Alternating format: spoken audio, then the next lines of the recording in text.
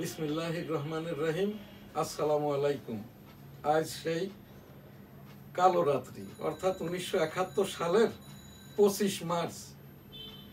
আজ আমার এখানে অনুষ্ঠানটি ক্যামেরার পিছন থেকে পরিচালনা করছেন হাফেজ মাওলানা রিফাত আহমেদ, ভার্চুয়াল এডিটর হাফেজ মাওলানা শাহজালাল গোলদার স্টুডিওর বাহির হতে অনুষ্ঠানটি এডিটিং করছে। আমার এখানে নিয়মিত উপস্থাপক মুস্তাফিজুর রহমান গোলদার। ভার্চুয়াল এডিটর আমাকে যে প্রোগ্রাম দিয়েছেন 1971 সালের মার্চ মাসের 25 তারিখ, এই দিনটা কেমন গেছে সেইটাই বলবো সংক্ষেপে।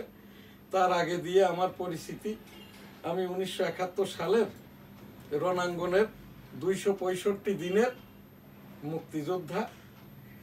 আমার এই যুদ্ধ করতে যেয়ে আমার বাম কানটা নষ্ট, এখনো নষ্ট। এর একদিন আগে অর্থাৎ 23 মার্চ 1971 আমাদের ওই সেই কুখ্যাত পিস কমিটির সদস্য গহর মোড়ল, যার নামটা বলা হয়তো পিবিসি থেকে, there was and peace committee member, he is Gohar Morol, Kagojpukur, Benapole, Jessore. সেই গহর মোড়ল পুত্র আর কি আমাদের অঙ্কের স্যার মিজানুর রহমান মাস্টার। তখন তো প্রাইমারি স্কুলে পড়ি। 23 মার্চ 1971 স্যার বললেন দেশে গন্ডগোল হচ্ছে। এই যে জামাত ইসলাম যে কথাটা বলে যে গন্ডগোল, মব পিটানো, এই মব হচ্ছে জামাতের কোড। মব অর্থাৎ আওয়ামী লীগ, মব অর্থাৎ মুক্তিযোদ্ধা, মব অর্থাৎ মেরে ফেলো। এই যে বৈষম্য আওয়ামী লীগ, ভালো আওয়ামী লীগ। এই জায়গাটায় আমি কেন বলতে পারছি, ওই যে 10 এখান থেকে অক্টোবর 2025 সালের অক্টোবর মাসে ছাত্র জনতা সরকারের যে মাননীয় প্রধান বিচারপতি আর কি নির্দেশনা দিয়েছেন, মুক্তিযোদ্ধাদের নিয়ে মন্তব্য নয়। 18 কোটি জনগণের সংবিধান, গণতন্ত্র, ধর্মীয় মূল্যবোধ এবং এই যে মানবিকতার উপরে যে কথাবার্তাটা, 18 কোটি জনগণের নিজস্ব ব্যাপার, এ জায়গায়ও মন্তব্য নাই। তখন থেকেই আর কি আমার এই যে বঙ্গবন্ধু ডিজিটাল স্টুডিও ভাঙচুর করা হয়, আমাকে হেনস্থা করা হয়। অতপর আর কি আমি প্রোগ্রামটা করছি। তো সেই কথাই আর কি, সেই 23 মার্চ মিজান স্যার বললেন দেশে গন্ডগোল শুরু হয়ে গেছে, আর কবে দেখা হবে জানি না, আল্লাহ হাফেজ। সেই 24-25 তারিখ রাত্রে আর কি, ওই দিনই এদেশের আর কি বাঙালি বিহারি নির্বিশেষে আর কি প্রায় লক্ষাধিক মানুষ 25 মার্চ কালো রাত্রিতে আর কি সৈয়দপুর, আমাদের যশোর, এই যে বিহারি পটি যেগুলো ছিল এই জায়গাতে, ওই যে অনেকেই বলে না যে 30 লক্ষ শহীদ, এটা আমি রণাঙ্গনেই দেখেছি। প্রায় 30,000-এর মতো মরতে আর কি মোটরের গুলায়। আর এই 25 তারিখ কালো রাত্রিতেই আর কি বাঙালি অবাঙালি মিলে লক্ষাধিক মারা গেছে, যার সৈয়দপুর এবং এই যে আমাদের যশোর, ঢাকার বিহারি ক্যাম্পগুলোতেই অধিকাংশ হত্যাযজ্ঞটা হয়।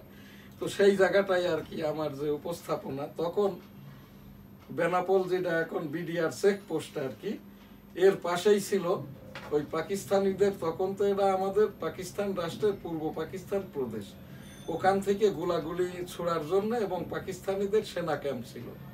তো ওই জায়গার থেকে ওই যে বর্ডার মাইলিং টেস্ট করার জন্য মোটরের গোলা ছোড়ে, ওই গোলার একটি আমাদের বাড়ির পশ্চিম পাশে সামাদ চাচাদের বাড়িতে পড়ে এবং আরো কয়েকটি আশপাশে। তখন আমরা ওখানে টিকতে না পেরে, যশোরের দিকে আসতে না পেরে ইন্ডিয়ার দিকে ধাবিত হই। বনগা, বেনাপোল, রণাঙ্গন যেটা আর কি, যেখানটায় 265 দিন যুদ্ধ করেছি, যে জীবন গাছের নিচ দিয়ে ল্যান্ড ট্যাঙ্কার ঢোকে এবং 3 কিলোমিটার বেষ্টিত যে বাংকার বা মোর্চা ছিল 450 মতো, উপর দিয়ে আর কি ইন্ডিয়ান 100 বিমান যে 7 ডিসেম্বর 1971 যশোর ক্যান্টনমেন্ট দখল করে নেয় এবং যশোরটা স্বাধীন হয় 7 ডিসেম্বর 1971। তো ওই সেই 25 মার্চ কালো রাত্রিতে আর কি আমরা টিকতে না পেরে, আমরা সেই প্রথম তো সাদিপুর বাংকার করে মাসাধিককাল থাকার পরে ওখানেও টিকতে না পেরে আমরা ইন্ডিয়াতে যাই। আমাদের ওই সেই রেশন কার্ডটা হয় ভাত জাংলা রানাঘাট হতে, যেখানে আমি এবং আমার ছোট ভাই শাহ আলম গোলদার ওই যে ভাত জাংলা রেল স্টেশনে মিসিং হয়ে যায়। আমার আব্বা বনগা রেল স্টেশন থেকে বলেছিল, কোটি মানুষের দেশে লক্ষ মানুষ আমরা শরণার্থী, এখান থেকে কেউ হারিয়ে যাওয়া, মিসিং হওয়া, খুঁজে না পাওয়া অন্যদেরকে স্বাভাবিক মনে করতে হবে। যার থেকে একজনই সে, অন্যেরা বিচ্ছিন্ন হয়ে গেছে, ধরে নিতে হবে আর কি সে সঠিক আছে, অন্যেরা হারিয়ে গেছে। ওই জায়গায় ঘোরাঘুরি করতে হবে।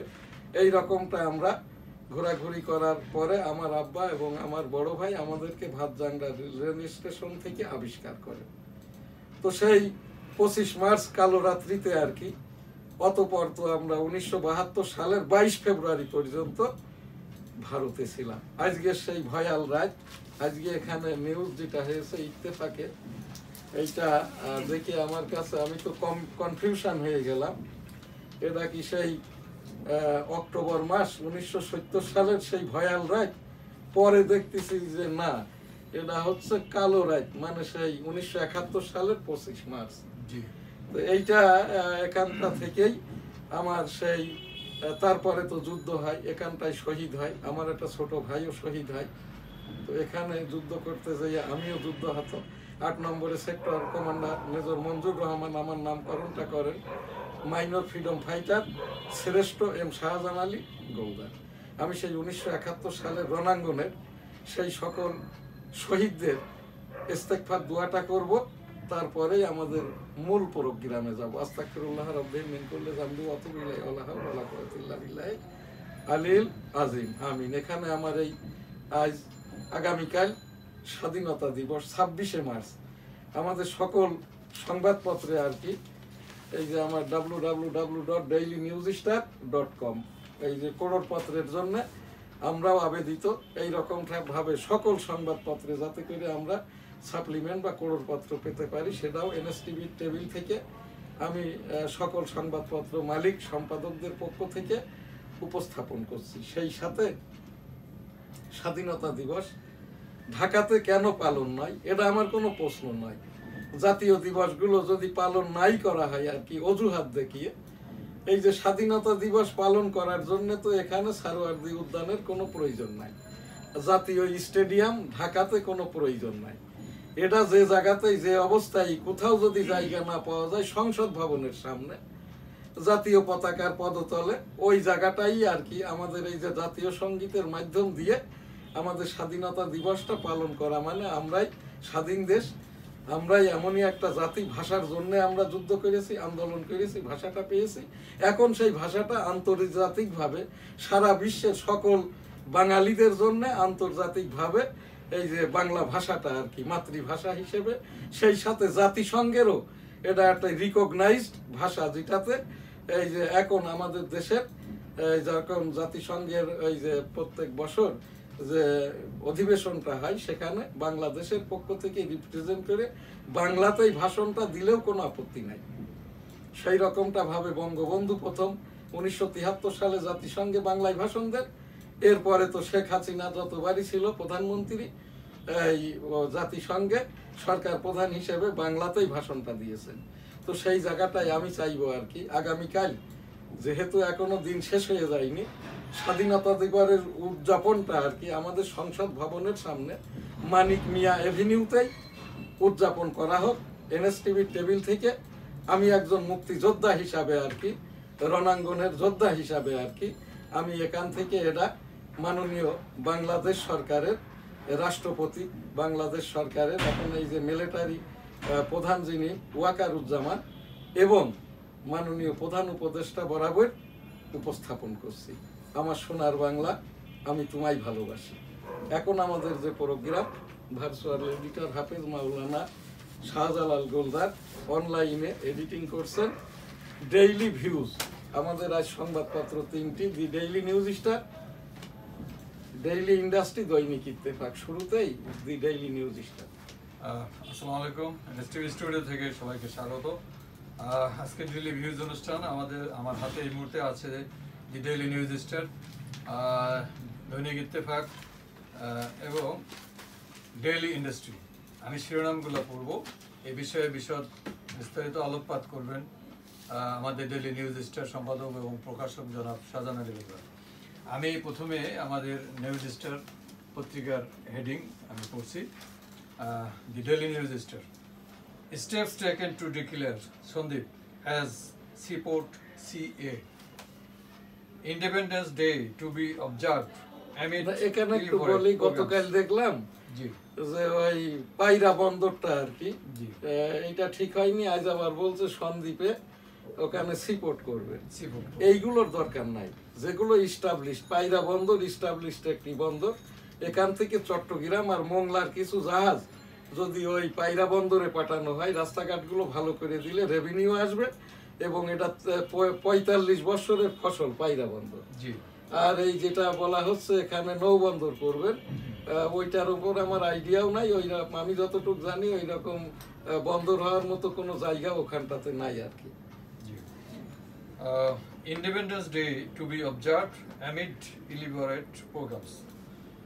যাই হোক আর কি, ঢাকাতে বড় প্রোগ্রাম আর কি, যে কথাটা আমি বলে গেলাম, জি, আমি আমার পক্ষে। এখান থেকে একজন মুক্তিযোদ্ধা হিসেবে উপস্থাপন করছি। আমাদের ওই যে সংসদ ভবনের সামনে মানিক মিয়া এভিনিউতেই আর কি এই আমাদের এই যে স্বাধীনতা দিবসটি উদযাপন করা হোক রাষ্ট্রীয়ভাবে, জি সরকারিভাবে। এবং এখন যেহেতু আমরা উই আর আন্ডার মার্শাল্লাহ, এখানটাই এই মিলিটারি ব্যাকে এইটা করলে এখানটাই তেমন কোনো ঝামেলাও হবে না। আর 18 কোটি জনগণের কেউই কিন্তু স্বাধীনতার বিপক্ষেও না। ওই জামাত ইসলামের কতিপয় 70 লক্ষ সমর্থক আর কি, এরা রাষ্ট্রবিরোধী, দেশ বিরোধী তখনও ছিল, এখনো আছে, সারা জীবন কিয়ামত পর্যন্ত থাকবে। এই জামাত ইসলামের চিন্তা করার কোনো অবকাশ নাই। এর জন্য ভয় পেয়ে স্বাধীনতা দিবস পালন করব না। আর তা না হলে মুক্তিযোদ্ধারা তো আমরা এখনো প্রায় 1.5 কোটি পরিবার বেঁচে আছি। এরা আওয়ামী লীগ, বিএনপি, জামাত ইসলাম, জাতীয় পার্টি, কমিউনিস্ট পার্টি, এই বৈবাহিক সূত্রে জামাত ইসলামেরও এখন ওই মেয়ের জামাইরা, ছেলের বউয়েরা, এরাও কিন্তু কোনো রাজনৈতিক দল করে না, জামাত তো করেই না আর কি। আর জামাত ইসলাম এখন রাজনৈতিক দলও নাই, নিবন্ধন নাই, প্রতীকও নাই, এদের কোনো নেতাও মাওলানা ইসলামিক লাইনের নাই। ওই যে আবু তাহের সাহেব সভাপতি, উনি হচ্ছেন এই হারবাল ডাক্তার শফিকুর রহমান, ইনি পশু চিকিৎসক। এনারাই এখন জামাত ইসলামের নাম দিয়ে ইনি বলছেন কি, ভয় দেখাচ্ছে আমাদেরকে যে ধর্ষণ বিশ্ব মানবিকতার উপরে ছুরিকাঘাত। তো এইটা, এই ভয়টা আমরা পাই না, আমরা মুক্তিযোদ্ধারাও পাই না, মুক্তিযোদ্ধা পরিবাররাও পাই না। ধন্যবাদ। Mozambique leaders meets opposition chief to reset relations. Over 4,500 families in Bangla, Bandurban receive VGF rice. এই যে ওই এর আগরের বৈষম্য সরকার তো প্রত্যেক ঘরে ঘরেই আর কি ভিজিএ প্রাইসটা দিত আর কি। হ্যাঁ হ্যাঁ হ্যাঁ, এখানে মাত্র 4,500, একটা গ্রামেই তো অনেক গ্রাম আছে, দেখা যাচ্ছে যে 8,000-9,000 পরিবার আছে। হ্যাঁ, তো সেই হিসেবে এইটা হইলো একটা ঝামেলা হইলো। ওই যে বিতরণের সময় মারামারি, হুড়োহুড়ি হবে, পদদলিত হবে, মারা যাবে। এগুলো এইরকম করার থেকে এই না করাই উত্তম। Brazil's Lula to build trade ties on Japan state visit. এটা আমাদের দি ডেইলি নিউজ স্টার, আমাদের শিরোনাম। এখন আমি পড়ছি daily industry. Gov plans third party take over of weak banks. ওই সেই আগের কথাই আর কি, ওই যে ওই ব্যাংকগুলো এখানে দুর্বিসন্ধি করে আর কি। এখন আমাদের যিনি অর্থ উপদেষ্টা আছেন, এই কথাটা উনিই বলেছেন আর কি, এগুলো আলাদা করার দরকার নাই, যারা দুর্বল তাদেরকে ফাইন্যান্স করতে হবে। এখন এই ইন্ডাস্ট্রি পত্রিকা খবর কই থেকে পাইছে আর কি, এইটা আমার জানা নাই, তবে এইরকম খবরটা করাও ভালো না। আর ব্যাংক যারা আছে তাদেরকে লগ্নি করেন, এই তাদেরকে নতুন করে আবারও টাকা পয়সা দেন, ইকুইটি বাড়ান, এবং যাদের আমানত আছে, এবং এইভাবেই আর কি, এইটা এক ব্যাংক আর এক ব্যাংকের সাথে মার্জ করার প্রয়োজন নাই। জি, এখন দৈনিক ইত্তেফাক শিরোনাম, ভারসাম্যপূর্ণ উন্নয়নের মাধ্যমে এগিয়ে যাবে দেশ, প্রধান উপদেষ্টা। ডক্টর মোহাম্মদ ইউনূস সাহেব ভালো কথাই বলেছেন আর কি। জি, ঈদের ছুটিতে নিরাপত্তার শঙ্কা না, এরকম কোনো শঙ্কা নাই। এখানে র্যাব, বিজিবি, আনসার এবং আমাদের যেটা সেনাবাহিনী প্রধান বলছেন, এইরকম কোনো শঙ্কা নাই। আর এইটা কোন শঙ্কার খবরও কিন্তু হয় না। এই যে এইগুলোর উপরে থ্রেট নিউজ বলে, এইরকম নিউজটা করা উচিত না, যেটা ঘটে নাই, ঘটতে পারে, সম্ভাবনার কথাই। কিন্তু সংবাদ হইলো দুইটা শব্দের উপরে, ইয়েস অন্য। ঘটে গেলেই সংবাদ, না ঘটলে তো কিছুই না। আর এখানে যখন প্রথমে হেডিং ছিল যেটা আপনি আলোচনা করছেন ভয়াল কালরাত সম্বন্ধে, এর আগে প্রথমেই আলোচনা করছেন যে আজকে 25শে ডিসেম্বর, এইটা তো আপনি 25শে কালো রাত দেখেছেন, আপনি একটু বলেন আর কি। সেটা হলো যেমন আমরা গ্রামে ছিলাম। আপনি কনফিউজড হইছেন কি? এটা কি 70-এর সেই ভয়াল কালো রাত না 71-এর? এটা হলো মুক্তিযুদ্ধের আগে। এটা তো দেখা যাচ্ছে যে সেই সময় ও তো আমার মেমোরিতে আসছে না, যদিও তখন ছোট ছিলাম। এখন যেটা শুনি বা দেখি টিভিতে বা বিভিন্ন প্রোগ্রামে শুনি, সেটা তো শিউরে ওঠে। আমার বাড়িতে গণকবর আছে আর কি, আমার বাড়ির থেকেই ফাপড়া কোদাল নেওয়া হয়েছে এক গর্তের ভিতরে, যে জায়গাটায় এখনো আমি গেলে, আমার বাড়িটা তো বেনাপোল সিটির গোলদার সিটিতে, আমাদের গোলদার বাড়ি জামে মসজিদ, হোটেল বেনাপোল আবাসিক, রাস্তার ওই দক্ষিণ পাশে এক গর্তের ভিতরে 20-22 জনকে পুঁতে রাখছিল, যার 4-5 জন এরা অর্ধমৃত্যু। এরা দিনের বেলায়ও জেগেছিল, পরের দিন আবার তাদেরকে দ্বিতীয়বার চাপা মাটি দেওয়া হয়। এই 25 মার্চ রাত্রে তো ওই যে সৈয়দপুর, যশোর, এইরকম ঢাকার বিহারি ক্যাম্পগুলোতেই লক্ষাধিক মানুষ ওই দিন খুন হয়েছে মারামারিতে। বিহারিরাও মরেছে, বাঙালিরাও মরেছে। আমার তো তখন জ্ঞান বুদ্ধি যাই হোক ক্লাস 2-তে পড়তাম, কিন্তু স্বাভাবিক মানুষের চেয়ে ম্যাট্রিক পাশের থেকেও আমরা খড় করেছিলাম। হ্যাঁ, যেহেতু মুক্তিযুদ্ধটাই হয়েছে, রণাঙ্গনটাই হইলে আমার নানার জায়গা, যে জীবন গাছটা আর কি। জি, ধন্যবাদ। সেনাবাহিনীকে জনগণের মুখোমুখি করার চেষ্টা হচ্ছে তারেক রহমান। না, এইটা মোটেই না। এই সেনাবাহিনী তাদের ডিউটি করছে, আমি সেনা সাপোর্ট করি। এই জায়গাটায় ওয়াকারুজ্জামান না থাকলে আর কি খুবই খারাপ অবস্থা হয়তো, ইউনূস সাহেব সামাল দিতে পারতেন না। এই যে ওয়াকারুজ্জামান যদি জামাত ইসলামকে না থামাইতেন, ওই বিডিআর নিয়ে যেটা যে ওয়াকারুজ্জামান বললেন, এরা নিষ্পত্তি বিষয়, বিচার হয়ে গেছে, ফাঁসি হয়েছে, বিচার চলমান, যারা দোষী কাউকেই ছাড়া হবে না, সে যদি শেখ হাসিনাও হয়, বৈষম্য। এইটা ওয়াকারুজ্জামান বলার পরে তারপরেও কিন্তু জামাত থামছে না আর কি। হ্যাঁ, জামাতের এটা তো মিশন। এই যে শফিকুর রহমান, এরা কেউ ভোট দেয় নাই, জামাতের কোন রকম সাথী ভোট দেয় নাই, এ নিজেই কিন্তু স্বঘোষিত বসে গেছে।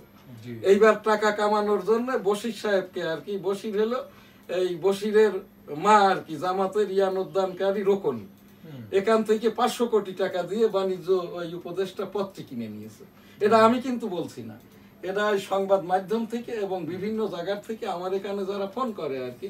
আমি বলতে কেন পাচ্ছি, এই শেখ বশিরের ভাই ওই সেই বৈষম্য সংসদ সদস্য শেখ আপিল উদ্দিন, যে আর কি শোনা যাচ্ছে আমাদের ওই বেনাপোল দিয়ে ভারতে পালিয়ে গেছে। তো এই জায়গাটাই আমি এখানে আমার কোনো কথাবার্তিতে কম্প্রোমাইজ নাই। আর সেই শেখ বশির কিন্তু আরো একটা কথা শোনা যাচ্ছে, সে এলসি কিনে নিয়ে ওই সমুদ্র বন্দরের বহির্নোঙরে জাহাজে স্টোর করে সোয়াবিন সহ অন্য মালামাল স্টোর করেছে। হ্যাঁ, এইটাই। ধন্যবাদ। হামজা সুনীলের পায়ে বাংলাদেশ ভারত লড়াই আজ। উত্তাল তুরস্ক, গ্রেপ্তার 13 শতাধিক, মাঠে অসুস্থ হয়ে গেলেন তামিম। প্রধান উপদেষ্টার চীন সফর ঘিরে ষড়যন্ত্র চলছে, রিজভী। জরুরি অবস্থা জারির বিষয়টি গসিপ, স্বরাষ্ট্র সচিব। ন্যায় বিচার, সংস্কার ও গণপরিষদ নির্বাচনী এনসিপির এজেন্ডা, নাহিদ ইসলাম। এনসিপিটা তো এরা যাই বলছে না কেন, এর কোনো রাষ্ট্রীয়, আন্তর্জাতিক, সাংবিধানিক এবং আর কি সংসদীয় রাষ্ট্রপতির অধ্যাদেশ কোনো রিকগনিশনই পাবে না। এই কথাগুলোই আর কি একসময় কথার কথা হিসেবে গণ্য হবে, এতে বিপদে পড়ে যাবে ইলেকশন কমিশন। এরা নিবন্ধনই পায়নি বা দেয়নি, ইতিমধ্যে হাইকোর্ট থেকে এই মর্মে নিবন্ধন দেওয়া হবে না, রুল নিশি জারি হয়েছে। তো এই জায়গাটায় এই যে ইলেকশন কমিশন, এনে চুপচাপ কেন থাকবেন না? এখন যিনি প্রধান নির্বাচন কমিশনার, উনিও জামাত ইসলামের রকম। এই জায়গাটায় উনারে কেউ দেয় নাই, কোনো পাবলিক কনসেনসাস হয় নাই, উনিও বসে গেছে ঢাকা বিশ্ববিদ্যালয়ের ভিসির মতো করে আর কি। এই জায়গাটায় আমি আইনের দৃষ্টিকোণ থেকে, যেহেতু সুপ্রিম কোর্টের অ্যাপিলেট ডিভিশনের আমি রেভিনিউ লয়ার, মাননীয় প্রধান বিচারপতি বরাবর উপস্থাপন করলাম। এখানে আপনার এখনকার যে প্রোগ্রাম সেটা হচ্ছে আমাদের হজ উমরা, লাব্বাইক আল্লাহুম্মা লাব্বাইক, লাব্বাইক লা শারিকা লাকা লাব্বাইক, ইন্নাল হামদা ওয়ান নিয়ামাতা লাকাল মুলক লা শারিকা লাক। রব্বুল আলামিন পাক পরওয়ারদিগার বিশ্বের সকল মানুষকে একবার করে হজ উমরা করার তৌফিক দান করুন, আমিন। এখন আমাদের আজকের যে আপনার টকশোর বিষয়, আজকের যে বিষয়টা ভার্চুয়াল এডিটর হাফেজ মাওলানা শাহজালাল গোলদার আমাদেরকে দিয়েছেন, সেইটা হচ্ছে, বিষয়টা হলো এই যে আমরা আমাদের এই দেশের শেষ কি অফ হয়ে গেছে? আগের হ্যাঁ